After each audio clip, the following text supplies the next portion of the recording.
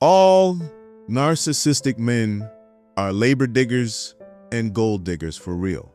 This is not an exaggeration. That's not me being dramatic. It is the hidden truth in plain sight. When people think of gold diggers, they usually imagine women chasing men for money. But no one talks about the opposite. Narcissistic men chase women not only for their resources, but for their labor, their time, their body, for their energy, and for every ounce of invisible work that keeps their life running. When you marry a narcissistic man, you're not marrying a partner in any way. You're signing up for unpaid servitude disguised as love.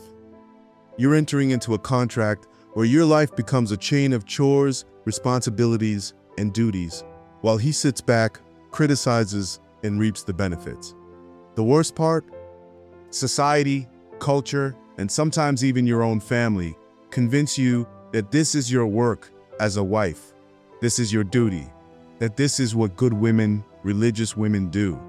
But let me tell you, that is not marriage. That is not partnership. That is slavery in a modern suit. I'm Samir, a narcissistic abuse recovery professional. Welcome to my channel. Today, I'm going to prove to you how exactly narcissistic men are not only gold diggers, but also labor diggers. They exploit your body, your mind, spirit, and your labor while giving nothing back. Let's break it down one point at a time. Number 1, dumping invisible labor. They dump everything on your shoulders, don't they? Narcissistic men are experts at putting every invisible piece of labor on you.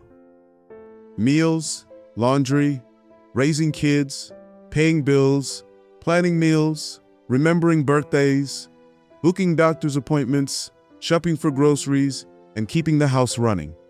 The list is endless. This invisible labor is what keeps a household alive. And they pretend it does not even exist. Why? Because if they admitted it existed, they would have to show gratitude. They would have to acknowledge that you are holding everything together. And narcissistic men cannot stand giving credit to anyone else. So what do? They dismiss it. They say, "What do you even do all day?" They act like the meals cook themselves. The laundry folds itself. The kids raise themselves. They gaslight you into believing you are doing nothing, even while your body and mind are collapsing under the weight of everything you do. Number 2, guilt tripping for help. When you finally ask for help, they do not respond with compassion, do they? They do not say, "Of course, let me share the load." No, they turn it against you. "You do not appreciate what I do. You're always nagging." This is their go-to script. They flip the situation so that instead of addressing your exhaustion, you start defending yourself. You start wondering if maybe you are really ungrateful. Maybe you are nagging them for real. This is the genius of their manipulation. They silence you with guilt trips so that the burden stays exactly where they want it, on your shoulders. Number 3, weaponized helplessness. When they do agree to help, watch closely. Suddenly, they forget how to do basic things. They do not know how to use the washing machine. Weaponized helplessness, right? Learned helplessness. They accidentally burn food while cooking. They make the bed so poorly you have to redo it again. This is not real incompetence. This is feigned helplessness. It's a tactic. By doing tasks so poorly, they train you to stop asking. They turn your exhaustion into your responsibility. Once again, over time, what do? You stop asking for help altogether because it's easier to just do it yourself. And that's exactly what they wanted from the start. Number 4, normalizing endless labor. And the most sickening part, this is your labor gets normalized while their crumbs get glorified. You can spend the entire day running, cooking, cleaning, managing, and nurturing. By the end of the day, you are drained. And if you complain, what do? They shrug. What's the big deal? That's normal. Everybody does that. But the moment they take out the trash once or wash one plate, they want applause. They want to be treated like heroes. They post online about it. They tell their family, "I helped today." Your endless sacrifices are invisible. Their crumbs shine like gold. That imbalance is not an accident. It's a system of exploitation they thrive on. Number 5, using work as an excuse. Even if you also work outside the home, narcissistic men act like their job is the only one that matters, for real. They come home and say, "I'm tired from work," as if your day was spent in a spa. They dismiss your exhaustion, your double shift, your mental breakdowns. Their work gives them a free pass to avoid lifting a finger, or you work both inside and outside the home. This double shift destroys women. It burns them out physically, emotionally, and spiritually. And the narcissist watches you collapse, all while justifying his laziness with the same excuse.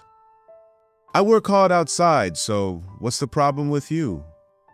Number 6, reserving leisure for themselves. Notice how narcissistic men always find time to relax. They scroll their phones, binge on TV, hang out with friends, or even take long naps, as crazy as that sounds. And while they're relaxing, you're still working. This is hierarchy. By keeping themselves in comfort while you remain in labor, what do?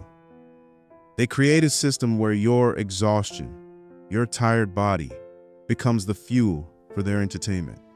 The more you suffer, the more they sit back. The more you run, the more they rest. It's a pyramid where your labor holds up their lifestyle. Number 7, rewriting history with crumbs.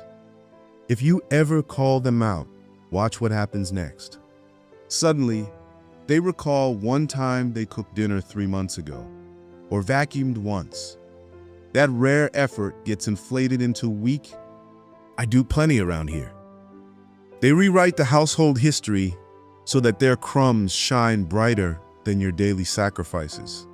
They gaslight you into silence. They force you to swallow your exhaustion while praising them for doing the bare minimum. This rewriting of history keeps you stuck. It makes you question your own memory.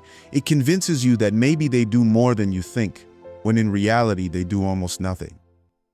Number 8, and the last one, the free license to exploit.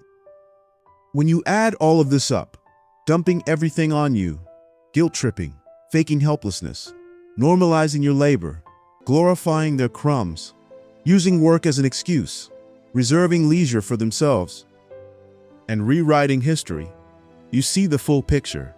Marriage to a narcissistic man is not a partnership. It's a license for them to exploit. A free pass to use your body, mind, and your soul as resources without any accountability, gratitude, or care. And unfortunately, society supports it.